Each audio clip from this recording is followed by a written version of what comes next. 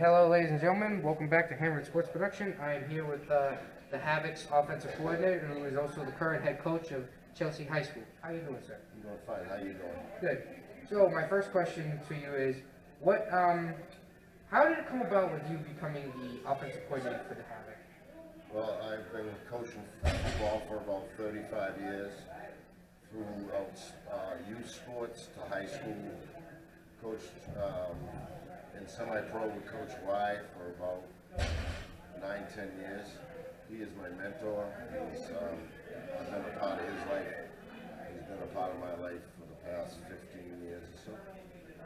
And so when you say 9 to 8, 10 years, is that when he was working with the Warlords. So Warlords, not the Warriors? Nope. Not the Warriors, the Warlords. We were out of North Reading.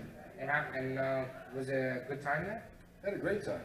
I like semi-pro football. It's competitive. You meet new young men, and you hope to try to better their futures and get them to the goals that they want to reach.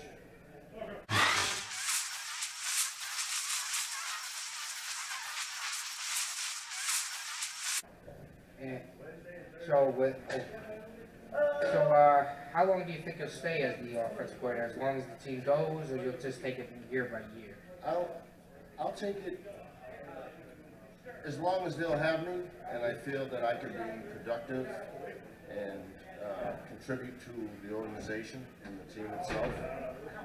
If they find someone that can do it better, I'll step aside and do the best I can with them. After what I saw and how you and Black went back and forth, I don't think there is anybody better. After that.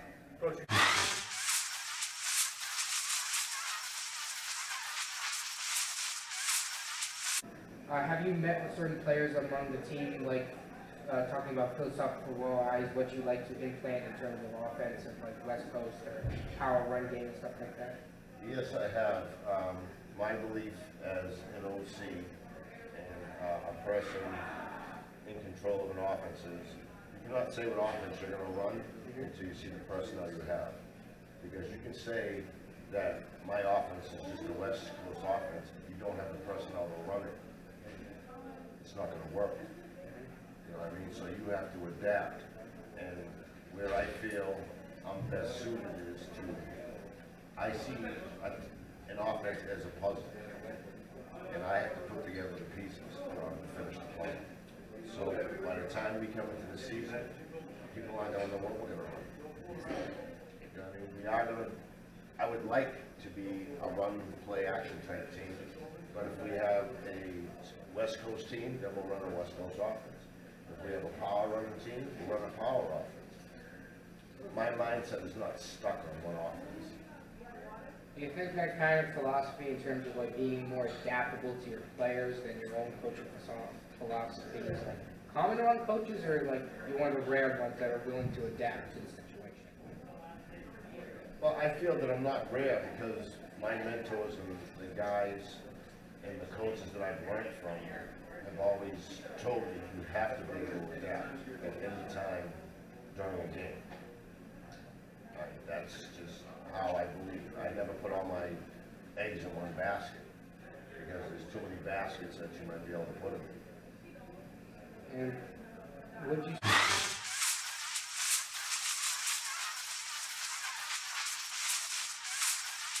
Are you going to be okay with sometimes maybe mixing up players, like maybe put a wide receiver at running back or a running back at wide receiver and stuff like that? Are you a guy that's okay with that, or do you guys want to stay in certain positions? I look for players that have football knowledge. If you have football knowledge, you can play anywhere on the football field. Running back, quarterback, wide receiver, tight end, split end, whatever it takes to win is what I'm looking for.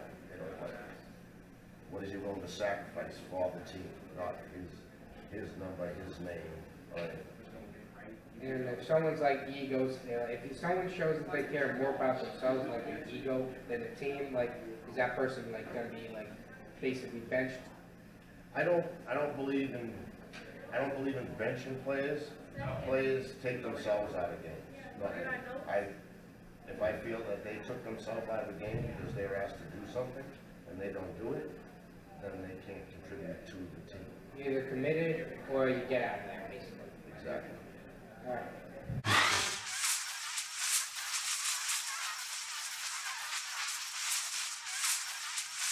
And how did it come about with you maybe meeting Mike Black, our owner?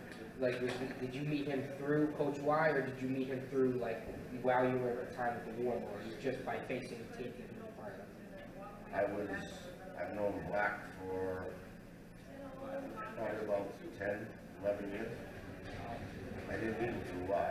I met him through meeting him about another team that used to be part owners of Mr. Bailey Tide. I was just looking for this. There's so many freaking teams that I gotta learn because I'm still basically scratching the surface of some of the football. I'm not young.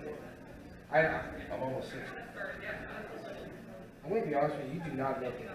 My father is just a few years older than you. You do not look it. I figured you were, to be honest, like 45. I wish. You were a good man.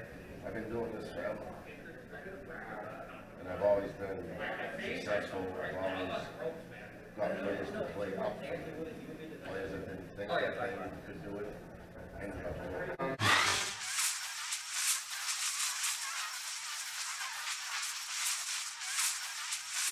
Two more questions, and we can end this segment. Oh yeah, this is also part of the time where I usually open it up to the people. Is that if there's anything specific you'd also like that I have not asked, anything that you'd like to point out? I'm not about myself. I've always put other things first and people first. I've had the success, I've had my glory, I've had all the accolades that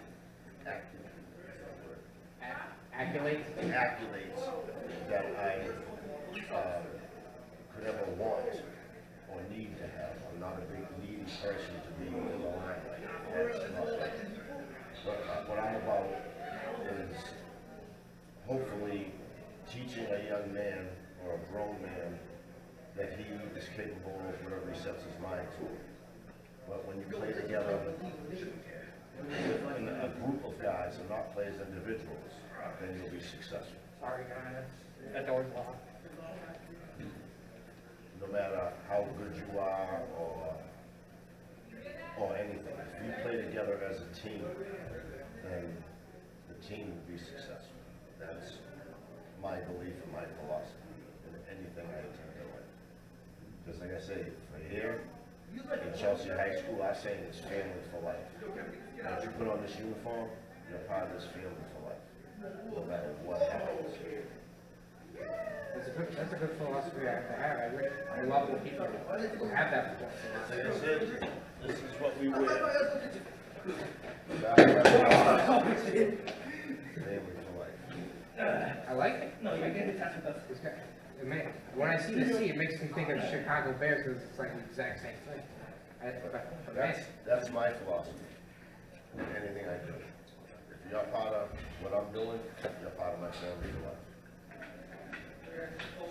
That's what we're trying to instill in this team, the teams of the future, and what I do in high school.